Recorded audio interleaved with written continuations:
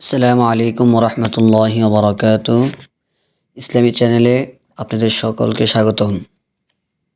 হামদা শাকিরিন ইন্নাল হামদালিল্লাহি ওয়াহদা ওয়াসসালাতু ওয়াসসালামু আলা মান লা নাবিয়্যা বা'দা আম্মা বা'দ। আজকে আমাদের আলোচ্য বিষয় হলো নেক আমল সম্পর্কে। কোরআন ও হাদিসের আলোকে আমরা জানার চেষ্টা করব নেক আমলের পদ্ধতিগুলো। কোরআনে কারিমের মধ্যে অসংখ্য আয়াতের মাধ্যমে নেক আমলের ফজিলত সম্পর্কে বর্ণনা হয়েছে। قال الله تعالى من عمل صالحا من ذكر أو أنثى وهو مؤمن إلى آخر الآية।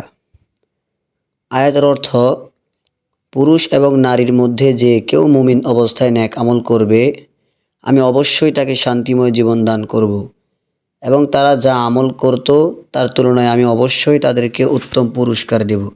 সূরাতুন নাহাল আয়াত নং 97।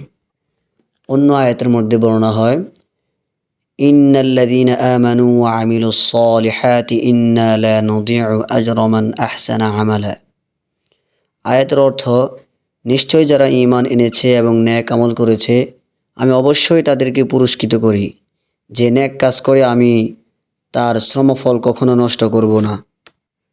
উলাইকা লাহুম জান্নাতু আদনিন তাজরি মিন তাহতিহিমুল আনহার। এরাই হলো তারা যাদের জন্য রয়েছে স্থায়ী জান্নাতসমূহ, যার নিচ দিয়ে প্রবাহিত হয় নহরসমূহ। সুবহানাল্লাহ। মানুষের সব কিছুই ধ্বংস হয়ে যাবে, শুধুমাত্র নেক আমল বাকি থাকবে। আল মাল ওয়াল বানুন জিনাতুল হায়াতিদ দুনিয়া ওয়াল বাকিয়াতুস সালিহাতু খায়রুন ইনদা রাব্বিকা সাওয়াবান ওয়া খায়রুন আমালা। আয়াতে কারিমের মধ্যে আল্লাহ পাক রব্বুল আলামিন ইরশাদ করেন, সম্পদ ও সন্তান সন্ততি দুনিয়ার জীবনের শুভামাত্র, আর তোমার রবের নিকট নেক আমল চিরস্থায়ী এবং তার প্রতিদানও উত্তম এবং প্রত্যাশাও উত্তম। সূরা কাহাফ আয়াত নং 46। আর নেক আমলের পুরস্কার হবে অনেক উত্তম। ওয়া আম্মা মান আমানা ওয়া আমিলা সালিহান ফালাহু জাযাআল হুসনা ওয়া সানাকুলু লাহু মিন আমরিনা ইউসরা।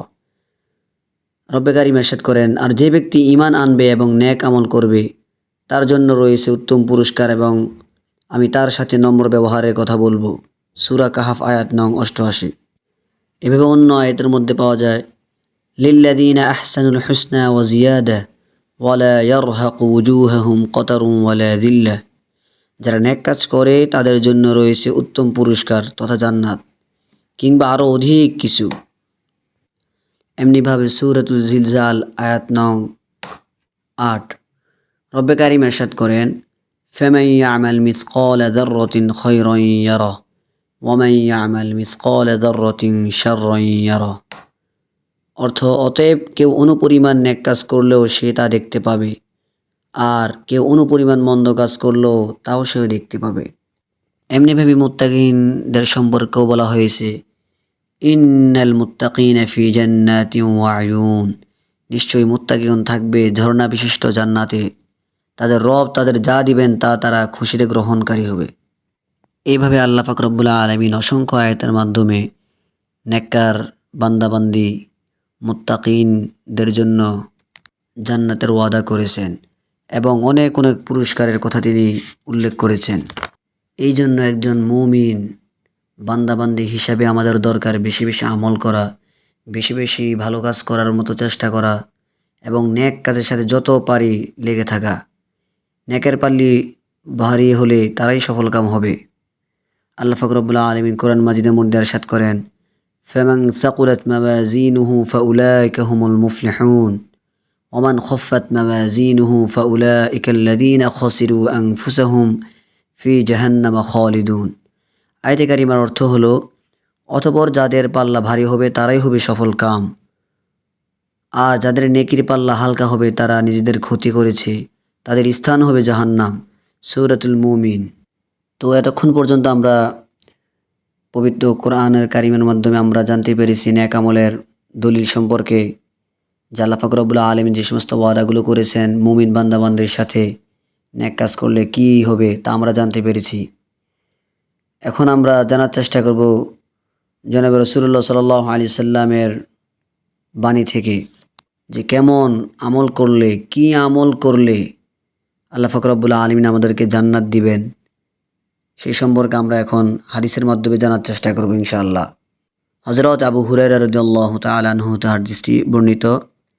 عن أبي هريرة رضي الله تعالى عنه قال أن رسول الله صلى الله عليه وسلم كل أمتي يدخلون الجنة إلا من أبى قالوا ومن أبى قال من أطاعني دخل الجنة ومن عصاني فقد أبى হযরত আবু হুরায়রা রাদিয়াল্লাহু তাআলা আনহু থেকে বর্ণিত রাসূলুল্লাহ সাল্লাল্লাহু আলাইহি সাল্লাম ইরশাদ ফরমান, আমার সকল উম্মতই জান্নাতে প্রবেশ করবে, কিন্তু যে অস্বীকার করে সে ব্যতীত। সাহাবায়ে কেরাম জিজ্ঞেস করলেন, কে অস্বীকার করবে? তিনি বললেন, যারা আমার অনুসরণ করে তারা জান্নাতে প্রবেশ করবে, আর যে আমার অবাধ্য হবে সেই অস্বীকার করল। সহিহ বুখারী। অর্থাৎ এই হাদিসের মাধ্যমে মূল আমাদের বিষয় হলো আল্লাহর হাবিব সাল্লাল্লাহু আলাইহি সাল্লামের ইতাআত করা। তিনার অনুকরণের মধ্যেই রয়েছে আমল, তিনার অনুসরণের মাধ্যমেই রয়েছে আমাদের নেক আমলগুলা। হযরত আবু হুরায়রা রাদিয়াল্লাহু তাআলা আনহু হতে আরেকটি দীর্ঘ হাদিস বর্ণিত, 7 প্রকার লোক আরশের নিচে স্থান পাবে। নবী করিম সাল্লাল্লাহু আলাইহি সাল্লাম ইরশাদ করেন, যেদিন আল্লাহর রহমতের ছায়া ব্যতীত অন্য কোনো ছায়া থাকবে না, সেদিন 7 প্রকার লোককে আল্লাহ তাআলা তার আরশের ছায়া আশ্রয় দিবেন। 1 নাম্বার, সে হলো ন্যায়পরায়ণ শাসক। 2 নাম্বার, যে যৌবন বয়সে আল্লাহর ইবাদতে লিপ্ত থাকে। 3 নাম্বার, যার অন্তর সর্বদা মসজিদের সাথে লেগে থাকে। 4 নাম্বার, ওই 2 ব্যক্তি যারা আল্লাহর উদ্দেশ্যে পরস্পর ভালোবাসে এবং আল্লাহর জন্যই পরস্পর একত্রিত হয় এবং তার জন্যই সম্পর্ক ছিন্ন করে। 5 নাম্বার, ওই ব্যক্তি যাকে কোনো বংশীয় রূপসী সুন্দরী নারী কুকর্মে আহ্বান জানায়, কিন্তু সে এই বলে তা প্রত্যাখ্যান করে যে আমি আল্লাহ তাআলাকে ভয় করি। 6 নাম্বার, যে ব্যক্তি এমন গোপন দান করে যে তার ডান হাতে কি দান করেছে বাম হাত তা জানে না। 7 নাম্বার, যে ব্যক্তি নির্জনে আল্লাহকে স্মরণ করে এবং তার ভয়ে চক্ষুদয় হতে অশ্রু ঝরে। সহিহ বুখারী ও মুসলিম। উত্তম রূপে আমল করার ফজিলত। قال رسول الله صلى الله عليه وسلم إذا أحسن أحدكم إسلامه فكل حسنة يعملها تكتب له ب10 أمثالها إلى 700 ضعف وكل سيئة يعملها تكتب لها بمثلها। আল্লাহর হাবিব সাল্লাল্লাহু আলাইহি ওয়াসাল্লাম ইরশাদ করেন, যখন তোমাদের কেউ ইসলামকে অর্থাৎ তার আমলগুলোকে সুন্দর করে নেয়, তখন তার প্রতিটি ভালো কাজের বিনিময়ে 10 হতে 700 গুণ পর্যন্ত সওয়াব লেখা হয়ে থাকে। সুবহানাল্লাহ। আর যদি মন্দ কাজ করে তাহলে তার প্রত্যেকটির বিনিময়ে শুধু ততটুকুই মন্দ লেখা হয় যতটুকু সে করে। সহিহ বুখারী। এই জন্যে বলা হয় আল্লাহ তাআলার একটি সিফাত আছে আল্লাহ আদেল। আল্লাহ তাআলা হলেন সর্ব উত্তম ইনসাফকারী। তিনি বান্দা যখন কোনো সুন্দর আমল করে তার প্রতিটি 10 গুণ থেকে 700 গুণ পর্যন্ত সওয়াব লেখা হতে থাকে, কিন্তু আমাদের মন্দ কাজের বিনিময়ে তো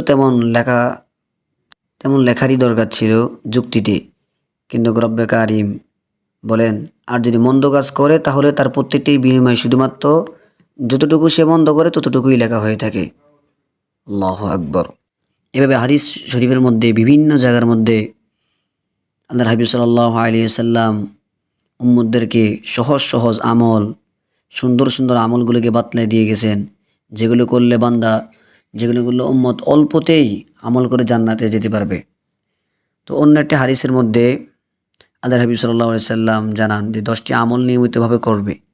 আন আয়েশা রাদিয়াল্লাহু তাআলা আনহা قال قال رسول الله صلى الله عليه وسلم 10 من الفطرة قص الشارب وإعفاء اللحية والسواك والاستنشاق الماء وقص الأظفار وغسل البراجم ونتف الإبط وحلق العانة وانتقاص الماء। আমাদের আয়েশা রাদিয়াল্লাহু তাআলা আনহা হতে বর্ণিত, রাসূল করিম সাল্লাল্লাহু আলাইহি সাল্লাম ইরশাদ করেন, 10টি কাজ ফিতরাতের অন্তর্ভুক্ত, অর্থাৎ যেগুলা সমস্ত নবী রাসূলগণ করেছেন। 1 নাম্বার হলো গোঁফ ছোট করা, মোষ ছোট করে কাটা। 2 নাম্বার দাড়িকে লম্বা রাখা। 3 নাম্বার মিসওয়াক করা। 4 নাম্বার নাকে পানি দেওয়া। 5 নাম্বার নখ কাটা। 6 নাম্বার আঙ্গুলের গিরাসমূহ ধোয়া। 7 নাম্বার বগলের পশম উপড়ে ফেলা। 8 নাম্বার নাভির নিচের পশম কাটা। 9 নাম্বার পানি দ্বারা ইস্তেঞ্জা করা। সহিহ মুসলিমের মধ্যে এই হাদিসটি বর্ণিত হয়েছে। এভাবে আল্লাহর হাবিব সাল্লাল্লাহু আলাইহি সাল্লাম থেকে আরেকটি আমল আমাদের কথাও পাওয়া যায়। কানা আহাব্বুল আমালি ইলা রাসূলিল্লাহি সাল্লাল্লাহু আলাইহি ওয়াসাল্লাম আল্লাযী ইয়াদুমু আলাইহি সাহিবুহু। আল্লাহর হাবিব সাল্লাল্লাহু আলাইহি সাল্লামের নিকট সর্বাধিক প্রিয় আমল ছিল যা আমল নিয়মিত করে। অর্থাৎ এখানে বুঝাতে চাইছেন যে হাদিসের ব্যাখ্যা হলো আমল যদি কেউ কম কম করেও করে কিন্তু সেটা যদি নিয়মিত হয় তাহলে ওই আমলটা হলো আল্লাহর হাবিব সাল্লাল্লাহু আলাইহি সাল্লামের নিকট সবচেয়ে প্রিয়। এমনিভাবে আল্লাহর হাবিব সাল্লাল্লাহু আলাইহি সাল্লাম মেসওয়াকের প্রতি অনেক গুরুত্ব দিয়েছেন।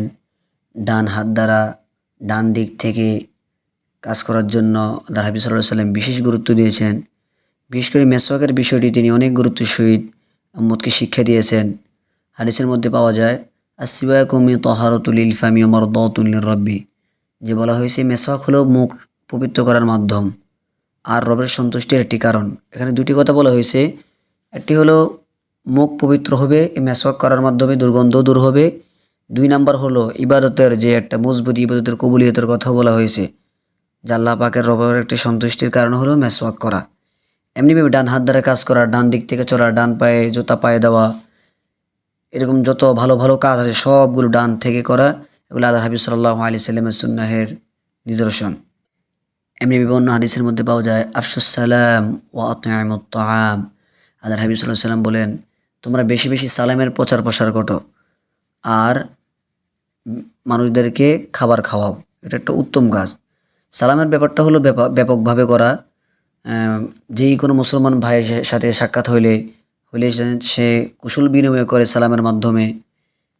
এবং খাবারের যে বিষয়টা সেটা হলো ব্যক্তি তার সামর্থ্য অনুযায়ী যতটুকু পারবে প্রয়োজন হাজত পূরণ করবে গরিবদের, সেটা হলো আল্লাহর হাবিব সাল্লাল্লাহু আলাইহি সাল্লামের একটি উত্তম সুন্নাহ।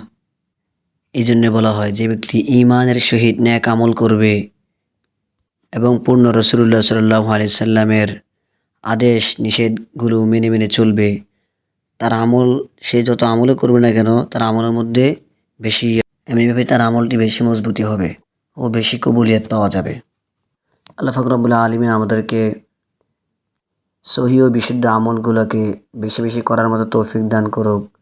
ওয়া আখিরু দাওয়ানা আলহামদুলিল্লাহি রাব্বিল আলামিন।